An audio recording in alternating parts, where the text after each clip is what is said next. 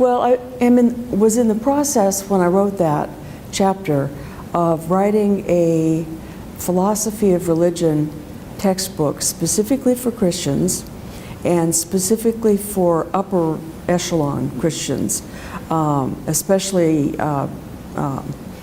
seminary students, but others. And one of the things that has happened in the late modern period is the recognition that if you take a single word like substance and use it in the ancient world, in the medieval world, in the modern world, in the contemporary world, just because the word is the same, or at least it gets translated the same, doesn't mean that it means the same. And so a term like that is always embedded in not necessarily a whole world view, sometimes it is, but at least a huge network of other ways of thinking and preconceptions and so forth.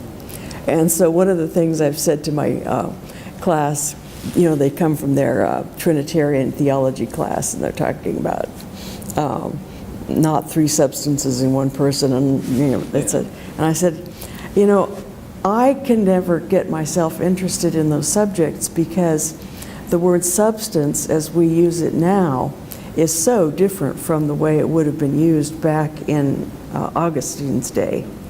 And I said, the only use we really got for it now is something like, what's this sticky substance that was on the ground, on the garage floor? So concepts change over time. Yes, yes. Yeah. And what's especially important for seminary students, I think, is concepts like truth. And so even though Augustine had an understanding of truth that to this day I have a huge amount of trouble figuring out, and I'm not sure I ever have, there is such an association between truth, or the truth, usually capitalized, and God, that if you try to get students to recognize that we use the word true differently than we did in the modern period, and that the modern period used it much differently than the way Augustine has, there's still that haunted connection between the truth and God.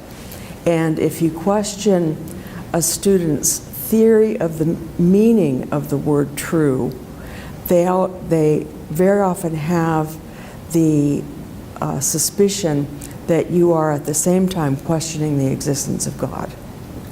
I had a doctoral student one time who kept bringing up these skeptical objections to what I was saying, and I said, from now on, for the rest of the seminar, I forbid you to use the phrase the truth. You can use the word true and so forth, but you cannot say the truth. And then I said, okay, now tell me what it is you're worried about. And he couldn't formulate his objections anymore.